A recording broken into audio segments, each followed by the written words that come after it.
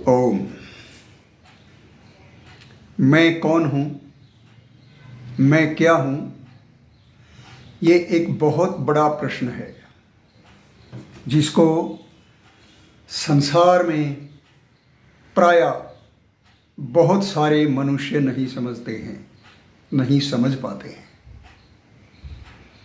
ये एक बहुत बड़ा प्रश्न है क्योंकि हम शरीर को ही सब कुछ समझते हैं।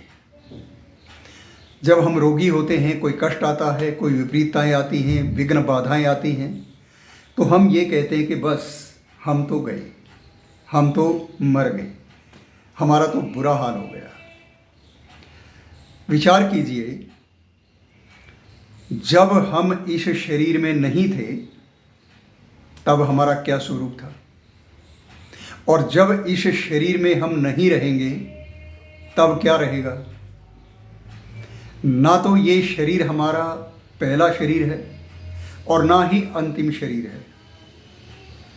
इस शरीर की दिखाई देने वाली वस्तु की सत्ता जिस सत्ता पर आधारित है, वह सत्ता हमारी आँखों से, हमारे मन से प्रायः ओझल रहती है, हम उससे दूर रहते हैं। अर्थात आत्मा को हम नहीं जानते, आत्मा पर कभी विचार नहीं करते। याद रखिए, शरीर के मरने पर आत्मा मरता नहीं, शरीर के बदलने पर आत्मा बदलता नहीं, शरीर के वृद्ध होने पर, बूढ़ा होने पर, रोगी होने पर आत्मा ना बदलता, ना वृद्ध होता, ना रोगी होता।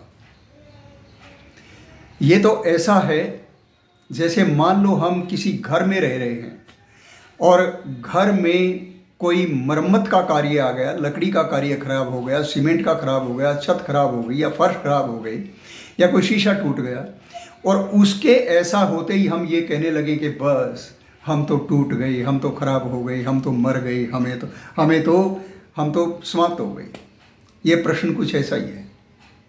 जैसे घर के बिगड़ने पर, बिल्डिंग को नुकसान होने पर हमारा नुकसान नहीं होता, हम ठीक रहते हैं, वैसे ही शरीर के ऊपर कष्ट आने से, शरीर के बदलने से ही आत्मा की हानि नहीं होती है, आत्मा नष्ट नहीं होता है। ये तो बाहरी भोग का, सांसारिक भोग का, सांसारिक कार्यों का एक साधन परमात्मा ने हमें दिया है, और इस साधन से काम लेने वाला आत्मा वो अमर है, अजर है, अनादि काल से है और अनंत काल तक रहेगा। वो कभी मरता नहीं है, कभी बूढ़ा नहीं होता, ना उसका कोई लिंग है, ना उसका कोई स्वरूप, दिखाई देने वाला स्वरूप है। वैसे तो उसका स्वरूप है लेकिन दिखाई देने वाला नहीं है। परम पिता परमात्मा ने, कई लोग ऐसे कहते हैं कि ईश्वर ने कभी तो आत्मा को बनाया ही होगा, कभी तो कोई समय रहा ही होगा जब आत्मा बनाया ईश्वर ने। ऐसा कोई समय नहीं रहा, क्योंकि तीन पदार्थ वैदिक दर्शन के अनुसार अनादि हैं। पहला ईश्वर अर्थात परमात्मा, दूसरा जीव अर्थात आत्मा, और तीसरा प्रकृति अर्थात इस जगत का मूल कारण जिस पर ये जगत आधारित रहता है। ये दिखाई देने वाली वस्तुएं जिसके कारण से बनती हैं, जिन साधनों से बनती हैं, उसकी मूल अवस्था का नाम प्रकृति है, और वो भी प्रवाह से अनादि है। कोई कहे कि पहले दिन हुआ या रात हुई, तो इस बात का कोई उत्तर नहीं है।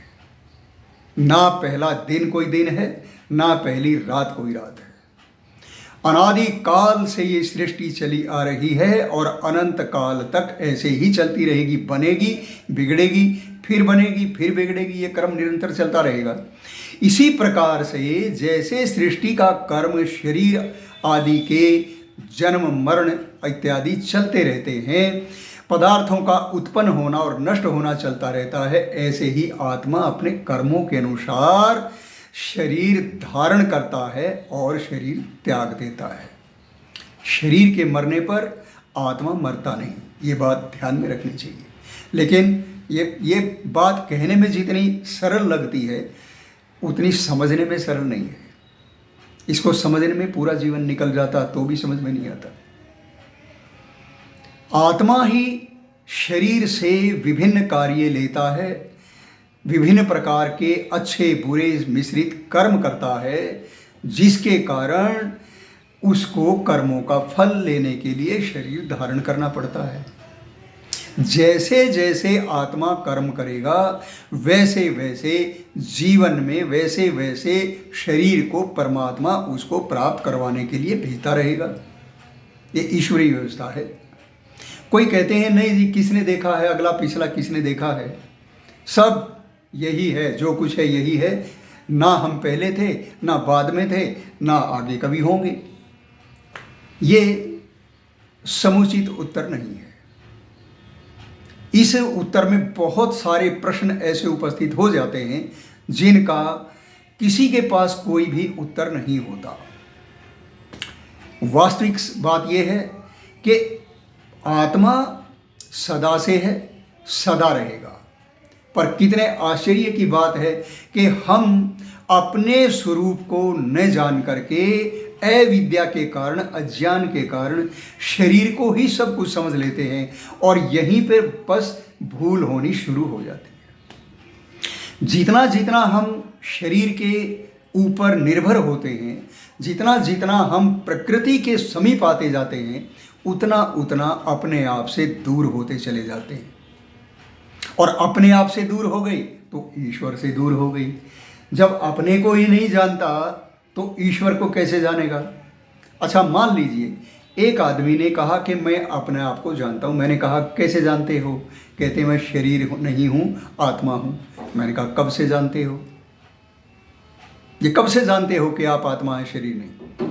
कहने लगा मैं बहुत थोड़े समय से, जब मैं योगाभ्यास आदि करने लगा तब मुझे पता लगा कि मैं आत्मा हूँ, शरीर नहीं हूँ। परंतु आप तो उससे बहुत पहले के हो।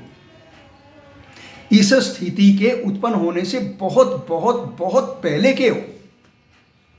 तब कौन जानता था? तब कैसे नहीं जाना? क्योंकि इसलिए नहीं जाना कि हम अविद्या में फंसे हुए थे, अज्ञान से ग्रस्त थे। और जैसे जैसे अज्ञान का आवरण हटता जाता है, हम अपने आप में स्थित होने लगते हैं। अर्थात अपने आत्मा के स्तर पर हम जीने लगते हैं, सोचने लगते हैं, देखने लगते हैं, ध्यान में बैठते हैं, परमपिता परमात्मा की ओर चलने लगते हैं। तब पता चलता है कि भाई ये शरीर अंतिम सत्ता नहीं है। ये तो प्रकृति से बना हुआ है। अग्नि, वायु, जल, पृथ्वी आदि, आकाश आदि 5 तत्वों से मिलकर के शरीर बनता है। तो जिन तत्वों से जो चीज़ मिलती है, बनने वाली चीज़ कभी भी स्थायी नहीं होती। ये नियम है, सिद्धांत है। जो चीज़ बनेगी वो बिगड़ेगी अवश्य। केवल वैदिक विचारधारा को छोड़कर, वैदिक दर्शन को छोड़ करके संसार में और कोई भी विचारधारा हो, कोई भी विद्वान कितना बड़ा क्यों ना हो, इस बात का समुचित उत्तर केवल और केवल वैदिक धर्म का अनुयायी ही दे सकता है और कोई नहीं दे सकता। कारण ये है कि वो शरीर के स्तर तक जीवित है, शरीर के स्तर तक रहते हैं, सोचते हैं। इससे भिन्न वो किसी सत्ता को मानते नहीं, जानते नहीं। तो विचार कैसे करेंगे, उत्तर कैसे देंगे? आइए हम अपने आप को जानें। मैं आत्मा हूँ, शरीर नहीं हूँ।